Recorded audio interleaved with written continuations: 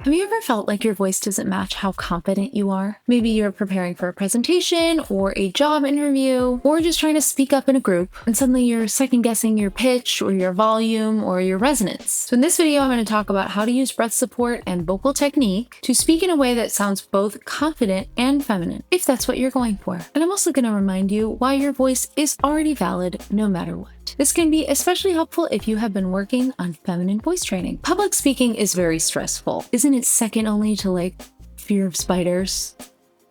Okay, Google says approximately 75% of the population experiences some level of fear of public speaking. That's a lot of people. Oh, it's called glossophobia? Okay, so 3/4 of the population is terrified of public speaking. If you add voice dysphoria in there or anxiety about how your gender is being perceived, that can be incredibly overwhelming. So for many people pursuing a more feminine perceived voice, the idea of sounding both confident and feminine at the same time can feel like a contradiction. We're taught that a deep, strong voice is what projects authority. In a recent video, I talked about how Elizabeth Holmes and Margaret Thatcher both lowered their voices in order to be taken more seriously in male-dominated professional settings. But I think that having a lower, deeper voice is not the only way to sound powerful. A feminine perceived voice can also sound grounded and clear just as it is. So let's talk about some of the common pitfalls that can make it more challenging for you to come across as confident in these settings. These habits are not bad or good. They're just common patterns. And a lot of these things can show up when you're nervous, or you're unsure of your voice, or when you're trying to feminize your voice and really trying to focus on only that. So let's talk about these habits. First one is too little breath support. Not having enough breath support is one of the most common causes for vocal fatigue or instability in your voice. When we don't engage our breath properly, we tend to rely on throat tension to squeeze and push out the sound, which can lead to a lot of other issues that we don't want to have to deal with. Without breath support, you might experience things like vocal fry, which is that gravelly, creaky sound that often comes at the ends of sentences. And it can happen when there's not enough airflow to get you through to the end of the phrase or the end of the sentence. Some people really don't like the sound of vocal fry and it really irks them. There's a lot of, like a stereotypical Valley girl or Kim Kardashian that has a lot of vocal fry.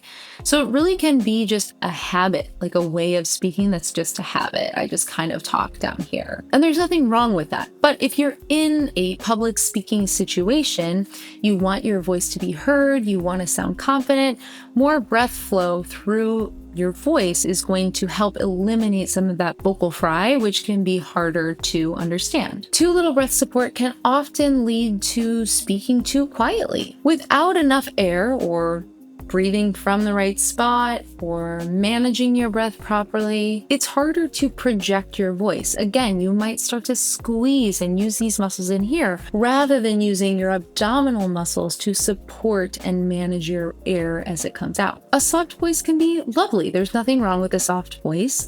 But if you're in a big room of people or you want to project confidence, sometimes speaking with a little bit more airflow and a little bit more presence to your voice, a little bit more volume can be really helpful. And finally, a lack of breath support can also cause vocal strain. So when you might have those squeezing muscles in here, they're trying to push the air out, it actually prevents the vocal cords from actually doing their job.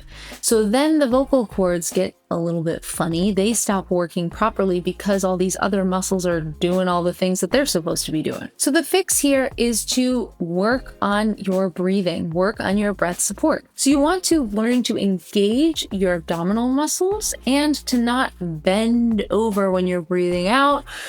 Breathing in, lifting your chest, and breathing out like this. We want to stay really tall in the posture and lift it in your rib cage. So a couple of exercises you can try. You can put your hands here on your rib cage, relax your shoulders, and make sure that your belly extends as you breathe in and that it's contracting as you breathe out. So you'll breathe in and out. I can feel my belly contracting. Then you can breathe out on an S sound like a snake and feel that contraction of your belly. Breathe in.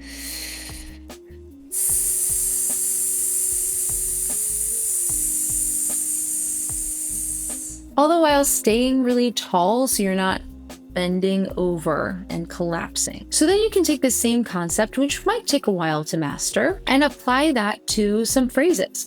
So you can write down some phrases that you might use frequently in your presentations or in an interview setting. I wrote down a few, maybe something like, "Thank you so much for having me," "Let's begin," "Here's what I found," or "That's a great question."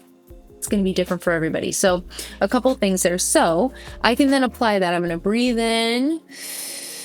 "Thank you so much for having me." And make sure that I'm feeling that contraction and feeling that support here, staying nice and tall when I'm saying those phrases, rather than "Thanks so much for having me. Thank you so much for having me. Thanks so much for having me." There's a big difference there. If you're working on feminine voice training, you might be thinking about using a lighter vocal weight. Sometimes what can happen though is that can lead to kind of an overly breathy sound or too light of a vocal weight. When the vocal cords don't come together completely, it makes the sound harder to sustain. If I have a really breathy voice, it's kind of sound like this, and I'm expelling so much air because my vocal cords are not coming together all the way. There's an opening there that the air can pass through, that I have to keep breathing in more and more because I'm letting out so much air. So you want to aim for a balanced onset. You don't want to be too breathy. You don't want to be too harsh either, because that can be a little bit too heavy. So you want to find something like a balanced onset. And a couple words that are really helpful, or sounds that are helpful in this, is to use the word nay, or you, to help find that balanced sound. So you could do that same sound in front of the phrases that you wrote. So, "Nay, thank you so much for having me." "You, let's begin." "Nay, here's what I found." "You, that's a great question." You want to find that balance of projection and that balanced light vocal weight. Next thing you want to think about is upspeak. Upspeak is where the ends of phrases and the ends of sentences go up in pitch rather than going down. Basically, like if you're asking a question, it's very common in casual conversation. A lot of people use upspeak, and some people might consider it a feminine perceived quality, but I would argue that people of all genders use upspeak. I did recently do a little bit of a longer video about upspeak, so I'll link that here for you. So it's not inherently wrong to use upspeak, and I think it can be really helpful for people, especially if you're thinking about keeping your pitch up and not falling off and falling super low down in pitch. But I think when it's overused, especially in public speaking, it has the potential to make your message sound uncertain or tentative. So if you compare these two phrases, something like, "I found some interesting results," "I found some interesting results." So obviously the second one feels a little bit more sure. Same words, different energy. I personally don't think that anyone needs to eliminate upspeak entirely or use upspeak entirely.